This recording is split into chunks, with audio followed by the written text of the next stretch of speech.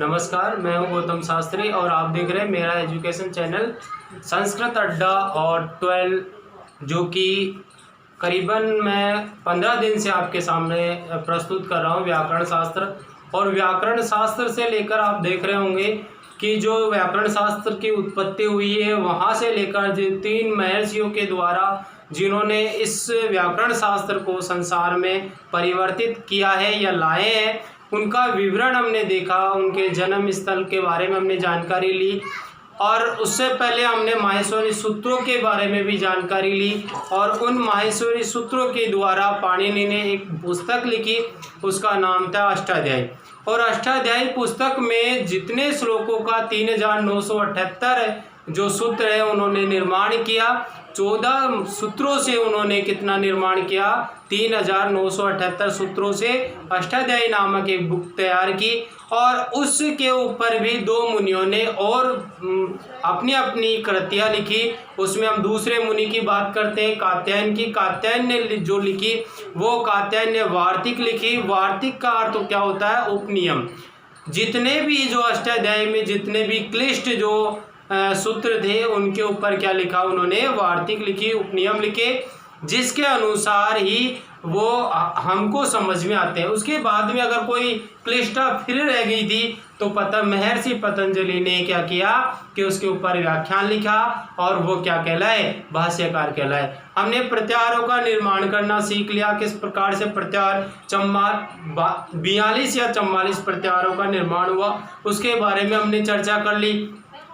बाद में हमने यत्न प्रयत्न के बारे में चर्चा कर ली और उसके बाद में हमने आभ्यंतर और जो मध्यांतर जो परिवर्तन थे वो हमने पढ़ ली। अब आज हम देखेंगे कि जो संधि का सबसे महत्वपूर्ण टॉपिक है, जो कक्षा 6 से लेकर 12th तक जो सबसे महत्वपूर्ण चलता है वो संधि का टॉपिक है। और 60% संधि ही का कार्यत होती है लैंग्वेज में। बात करते हैं हम संधि टॉपिक की, तो संधि का तात्पर्य शुरू से चला हुआ आ रहा है, जो आप देखते होंगे राजा महाराजा के टाइम से चला हुआ आ रहा है। तो उस टाइम पे क्या होता था? संधि का तात्पर्य क्या होता था? मेल करना। जो चीजें मिलान करनी होती थी उसका तात्पर्य होता था संधि करना। संधि की बात करें तो संधि की परिभाषाएं 3 प्रकार से दी गई है। संधि की परिभाषाओं की बात करें तो 3 प्रकार से दी गई। परिभाषा देखते हैं हम, तो परिभाषा में पहले है परः सन्निकृष्य, परः सन्निकृष्य संहिता। ये संधि की सबसे पहली परिभाषा है। वापस देखिए, परः सन्निकृष्य संहिता, ये संधि की पहली परिभाषा है। और उसके बाद में हम देखते हैं दूसरी परिभाषा में क्या कहा गया है? वर्णानाम मेलनम संधि। दूसरी परिभाषा में कहा गया है वर्णानाम मेलनम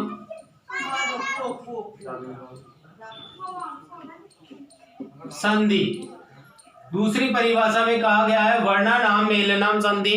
तीसरी परिभाषा की हम बात करें तो तीसरी में क्या कहा गया है? लोपा आदेश है, लोपादेश है। क्या कहा गया है? कि लोपादेश है वर्णा विकारा। लोपादेश है वर्णा विकारा, लोपादेश है वर्णा विकारा। तीसरी परिभाषा क्या दे रखी है? लोपादेश है वर्णा विकारा। और आगे क्या कहा गया है? या संधि।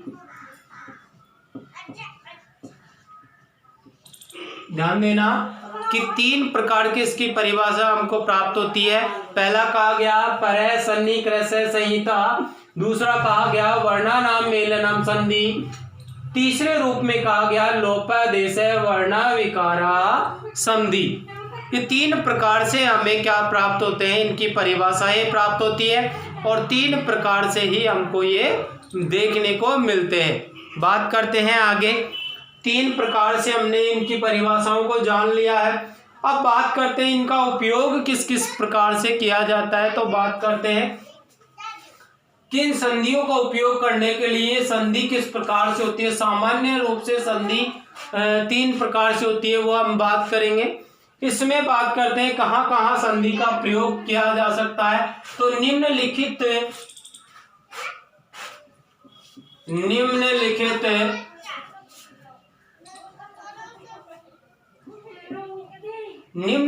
स्थान पर हम संधि का प्रयोग कर सकते हैं। पहला हम बात करते हैं एक पद में भी हम संधि का प्रयोग कर सकते हैं। तो एक पद जैसे जय, कौन सा पद हो गया, जय। अब इसमें किस प्रकार से एकल पद है और एकल पद में संधि कैसे होती है, तो ये भी हम देखते हैं। इसका विच्छेद क्या हो जाता है, जे धन ए, क्या हो जाती है, जे धन ए। और इस प्रकार से आई का अय हो जाता है अयादी संधि के अनुसार। जो ए है उसका अय हो जाता है अयादी संधि के अनुसार। इस प्रकार से क्या बन जाता है, जय रूप धारण कर लेता है। दूसरी हम बात करें तो दूसरी धातु और उपसर्ग की बात कर लेते हैं। धातु और उपसर्ग, धातु और उपसर्ग में भी संधि प्रयुक्त की जा सकती है और संधि प्रयुक्त होती है धातु उपसर्ग में। जैसे हमारे पास शब्द आ गया अधि से ते शब्द आ गया, क्या आ गया, अधि से ते। इसमें हो सकता है क्या संधि का रूप, मुझे लगता है इसमें संधि का रूप नहीं हो सकता, ठीक है, लेकिन हो भी सकता है। देखिए मात्रा अधि से ते में बड़ी आती है। अगर बात करें हम तो मात्रा की बात करें तो मात्रा अधि से ते में बड़ी आती है। मात्रा के रूप में हम देखते हैं कि धातु और उपसर्ग में किस प्रकार से संधि होती है। कुछ ऐसे वर्ड होते हैं जिसमें संधि प्रयुक्त की जाती है धातु और उपसर्ग में। जैसे शब्द लिया हमने अधीते, कौन सा शब्द ले लिया, अधीते। अब अधीते शब्द में किस प्रकार से संधि है, तो हम इसका विच्छेद करेंगे तो अधि धन इते। ध्यान दीजिएगा, अधि धन इते। यहां पर अधि जो शब्द है वो उपसर्ग है और इते जो शब्द है वो धातु है। तो दोनों को मिलाकर कौन सा शब्द बनता है, अधीते। अधीते यानी ठहरना। बात करते हैं तीसरे नंबर पर, और तीसरे नंबर की हम बात करेंगे तो तीसरे नंबर पर जो सबसे महत्वपूर्ण हमारे साथ चलता है वो समास है। समास में भी संधि का प्रयोग होता है। कुछ ऐसे वर्ड होते हैं, कुछ ऐसे शब्द बनाए। समास का अर्थ ही क्या होता है, दो शब्दों को मेल करना। जो दो शब्द है उनको जोड़ना, उनको जोड़कर एकल शब्द बनाना ही समास होता है। अब कुछ ऐसे उदाहरण उसमें मिलेंगे जिसमें आपको संधियां प्रयुक्त मिलेगी। जैसे महत्वपूर्ण उदाहरण देख लेते हैं हम, नीलोत्पलम।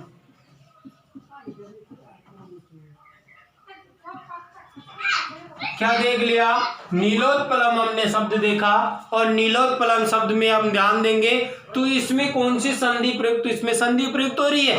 दो शब्द है, नीलम उत्पलम। दो शब्द है, नीलम और उत्पलम। देखो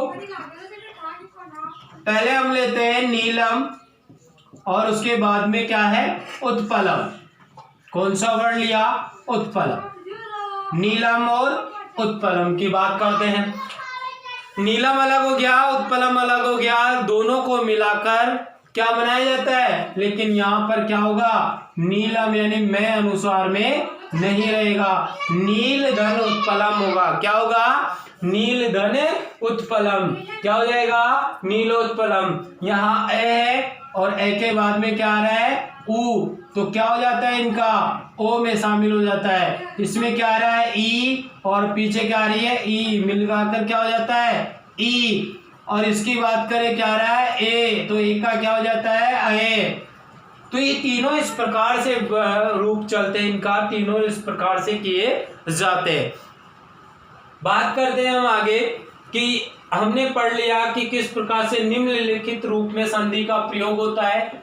निम्नलिखित रूप में संधि का प्रयोग की बात हमने कर ली। और अब बात करते हैं नीचे, संधि कितने प्रकार की होती है।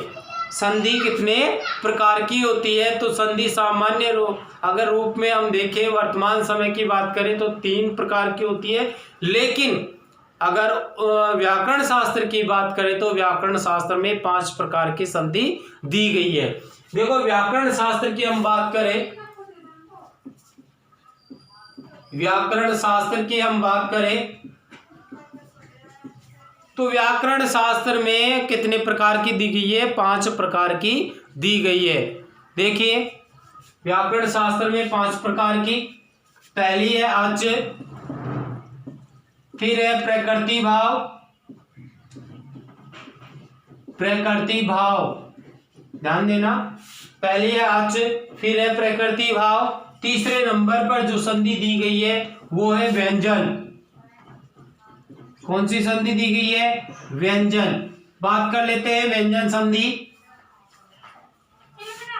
प्रकृति भाव, व्यंजन, और व्यंजन के बाद में जो संधि दी गई है वो है स्वादि। कौन सी संधि दी गई है, स्वादि, और स्वादि के बाद में कौन सी संधि दी गई है, विसर्ग संधि। कौन सी संधि दी गई है, विसर्ग संधि। ये 5 प्रकार के हम व्याकरण शास्त्र की बात कर लेते हैं। व्याकरण शास्त्र में 5 प्रकार से दी गई है, 1 2 3 4 और ये 5। व्याकरण शास्त्र में 5 प्रकार से संधि दी गई है। अगर हम बात करें लघु सिद्धांत कौमुदी के अनुसार या वर्तमान समय के अनुसार, बात करें हम लघु सिद्धांत कौमुदी के अनुसार, लघु सिद्धांत कौमुदी के अनुसार, लघु सिद्धांत कौमुदी के अनुसार या वर्तमान समय की हम बात कर लेते हैं तो कितने प्रकार की दी गई है, 3 प्रकार की दी गई है, मात्र 3 प्रकार की। देखते हैं पहली कौन सी है, अच, दूसरी कौन सी है, व्यंजन, और तीसरी कौन सी है, विसर्ग। कौन सी संधि है, विसर्ग। ये 3 प्रकार से वर्तमान समय में दी गई है। कितने प्रकार से, 3 प्रकार की संधि कब दी गई है, वर्तमान समय में 3 प्रकार से संधि प्रयुक्त की गई है। अब बात कर लेते हैं इनको सही तरीके से जमाने की, तो हम बात करेंगे वर्तमान समय की, और वर्तमान समय में हमें कितने प्रकार की संधि प्राप्त होती है, 3 प्रकार की संधियां प्राप्त होती है। 3 प्रकार की संधियां कौन कौन सी, संधि के भेद हम यहाँ लिख लेते हैं, संधि के भेद, क्या लिख लेते हैं, संधि के भेद। और संधि के भेद कितने प्रकार के होते हैं, 3 प्रकार के। सामान्य तौर पर बात करें,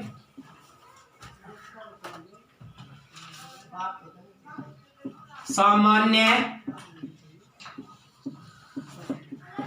तौर पर हम बात करें तो कितने प्रकार, सामान्य तौर पर संधि, संधि 3 प्रकार की होती है। कितने प्रकार की होती है, 3 प्रकार की होती है। सामान्य की बात करें तो संधि कितने प्रकार की होती है, 3 प्रकार की होती है। कौन कौन सी होती है, बात कर लेते हैं। पहले अच, जिसे हम क्या कहते हैं, स्वर संधि। क्या कहते हैं, स्वर संधि। दूसरी हम बात कर लेते हैं हल, हल संधि, जिसे हम किस नाम से जानते हैं, व्यंजन संधि के नाम से जानते हैं। किस नाम से जानते हैं, व्यंजन संधि के नाम से जानते हैं।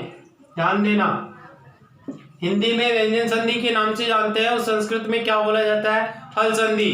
तीसरे नंबर की अगर हम बात कर लेते हैं तो तीसरे नंबर पर विसर्ग की बात कर लेते हैं। कौन सी बात कर ली, विसर्ग संधि की। और विसर्ग संधि को दोनों में एक ही प्रकार से जाना जाता है। हिंदी में भी विसर्ग संधि के नाम से ही जाना जाता है। हिंदी में भी किस नाम से जाना जाता है, विसर्ग के नाम से ही जाना जाता है। 3 प्रकार की हमारी संधि 3 प्रकार की होती है, ये हमने देखा। कौन कौन सी होती है, अच, हल और विसर्ग। हिंदी में क्या बोलते हैं, स्वर, व्यंजन और विसर्ग। ये 3 प्रकार से संधि को प्रयुक्त किया जाता है। बात कर लेते हैं हम संधि की, थोड़ा सा इसका स्क्रीनशॉट ले लीजिए जो आपके काम आएगा। अगले हम बात करेंगे कि संधि के कितने भेद होते हैं और किस भेद हमने पढ़ लिया, और इसको भी कितने रूपों में बांटा गया है। इनके भी क्या है कि ये इनको भी किसमें लिया गया है, उसमें लिया गया है। जैसे हम बात कर लेते हैं एक दादा, और दादा के 3 बेटे हो गए। दादा कौन है, संधि, और उसके बेटे कितने हो गए, 3 बेटे हो गए। अब इनके पोते भी होंगे, तो हम बात करेंगे इनके भेदों के बारे में, ठीक है।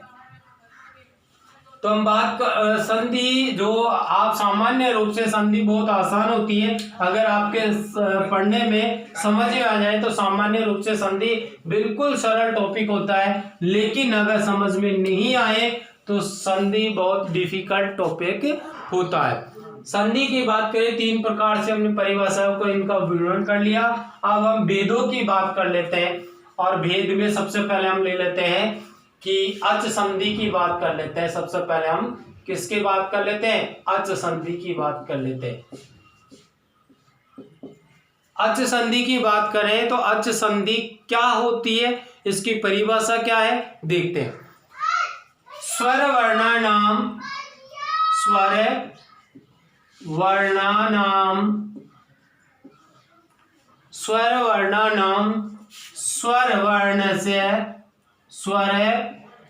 वर्ण से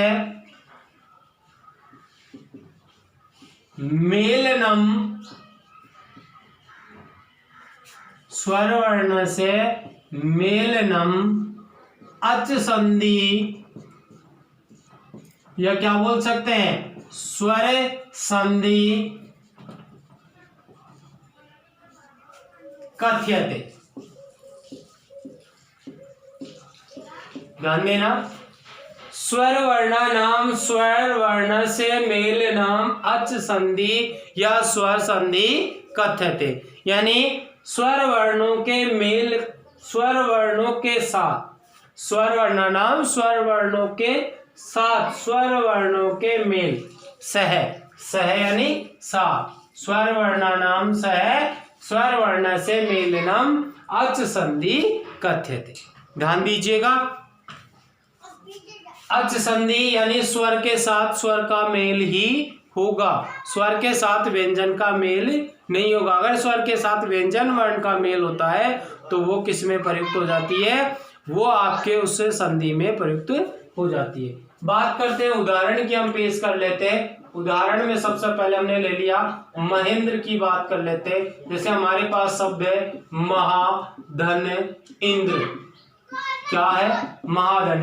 अब ध्यान दीजिएगा, ये इसका क्या है, प्रथम पद है, और ये इसका क्या है, सेकंड पद है। दोनों के प्रथम पद का अंतिम स्वर क्या है, मेल तो इसका होगा ना, इसका और इसका। भाई मेल कहाँ होना है, प्लस के स्थान पर मेल होना है। कहां पर होना है, प्लस के स्थान पर। तो यहां पर क्या है, स्वर, और यहां पर भी क्या है, स्वर। पहले पद का अंतिम स्वर क्या है, आ, इसका अंतिम क्या है, आ, और इसका प्रथम क्या है, ई, इसका प्रथम क्या, ई। दोनों क्या हो गए, स्वर। दोनों क्या हो गए भाई, स्वर। दोनों कौन से वर्ण हो गए, स्वर वर्ण हो गए। और इन स्वर वर्णों के अनुसार यहाँ पर इसका क्या परिवर्तित हो जाता है, ए में परिवर्तित हो जाता है, और शब्द क्या बन जाता है, महेंद्र शब्द बन जाता है। कौन सा शब्द बन जाता है, महेंद्र शब्द की उत्पत्ति हो जाती है। अब आगे देखते हैं दूसरा एक और उदाहरण लेते हैं। महेंद्र शब्द हमने ले लिया, महाधन इंद्र शब्द हमने ले लिया, और महेंद्र के बाद में हम दूसरा शब्द जो लेंगे वो लेते हैं महाधन उदय। सबसे डिफिकल्ट संधि होती है, पढ़ने लगो तो बहुत आसान टॉपिक होता है। महाधन उदय की बात कर ले तो यहां भी वही हो रहा है, अंतिम स्वर आ रहा है, और इसका प्रथम क्या आ रहा है, ओ आ रहा है। दोनों के मिलान से क्या हो जाता है, क्या हो जाता है, आ और ओ, क्या हो जाता है, ओ। क्या हो गई, शब्द क्या हो गया, महोदया। क्या शब्द हो गया, महोदय। शब्द क्या हो गया, महोदय शब्द प्रयुक्त हो चुका है। कौन सा शब्द प्रयुक्त हो चुका है, महोदय शब्द। तो इस प्रकार से स्वर संधि में स्वर वर्णों के साथ स्वर वर्णों का मेल होना अति आवश्यक है, जब जाकर यहाँ पर स्वर संधि कंप्लीट होती है। जैसे हमने देखा कि महाधन उदय में महा जो प्रथम पद है उसका अंतिम स्वर क्या रहा है आ, और इसका जो प्रथम स्वर क्या रहा है उ, क्योंकि हमेशा धन के स्थान पर ही संधि की जाती है दो शब्दों को जोड़ने के लिए। तो इस प्रकार से यहाँ पर यह स्वर संधि कंप्लीट होती है। अब बात कर लेते हैं स्वर संधि के भेदों की।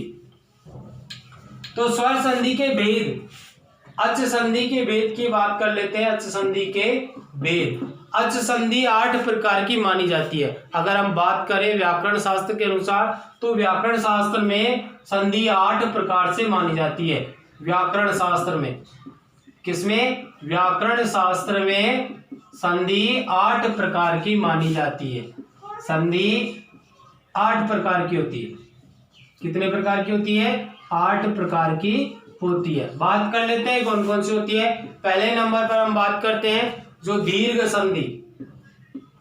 कौन सी संधि? दीर्घ संधि। दूसरे नंबर की हम बात कर लेते हैं गुण संधि। तीसरे नंबर पर हम बात कर लेते हैं वृद्धि संधि। कौन सी? वृद्धि। चौथे नंबर पर हम बात कर लेते हैं अयादि। और 5 नंबर पर हम बात कर लेते हैं यण। ठीक है। और यण के बाद में 3 प्रकार की संधि और होती है। 6 नंबर पर हम बात करते हैं पररूप। और 7 नंबर पर हम बात करते हैं पूर्व रूप। कौन सी? पूर्व रूप। और 8 नंबर पर हम बात करेंगे प्रकृति भाव संधि। कौन सी? प्रकृति भाव संधि। कौन सी संधि? प्रकृति भाव संधि। ये 8 प्रकार के अच संधि के भेद माने जाते हैं। कितने प्रकार के? 8 प्रकार के अच संधि के भेद माने जाते हैं। ये 8 प्रकार से अच संधि के भेद माने जाते हैं। अच संधि स्वर वर्णानाम स्वर वर्ण से मेलनाम कथ्यते। और व्याकरण शास्त्र संधि 8 प्रकार की होती है। दीर्घ संधि, गुण संधि, वृद्धि संधि, अयादि संधि, यण संधि, पररूप संधि, पूर्व रूप और प्रकृति भाव संधि। ये 8 प्रकार की संधि होती है। और इन 8 प्रकार की संधियों के उदाहरण हम नेक्स्ट जो क्लास होगी हमारी, जो कल जो क्लास होगी हमारी, उसमें हम इसके एक एक भेदों को कंप्लीट करते जाएंगे। अगली क्लास में हम क्या करेंगे, इसके एक एक भेदों को, यानी दीर्घ संधि क्या होती है, गुण में किस प्रकार का विवरण होता है, वृद्धि किस प्रकार से चलती है और अयादि किस प्रकार से चलती है, इनके जो उदाहरण है, इनके जो महत्वपूर्ण आपके सिलेबस के अनुसार जो उदाहरण है, जो टॉपिक्स है, वो हम कंप्लीट करते जाएंगे। तो आप यहाँ तक कंप्लीट कर लीजिएगा अपनी बुक में। और कुछ जो ऐसे उदाहरण हैं, जो संधि के उदाहरण है, वो आप अपनी बुक्स में से या कहीं नोटबुक में से या किसी भी न्यूज़पेपर में से कहीं से भी उठाकर आप उन टॉपिकों को संभाल कर रखें और इस संधि के अनुसार आप उनको हल करने की कोशिश करें। तो हम नेक्स्ट टॉपिक में मिलेंगे तो इन संधियों के बारे में चर्चा करेंगे। ठीक है, धन्यवाद।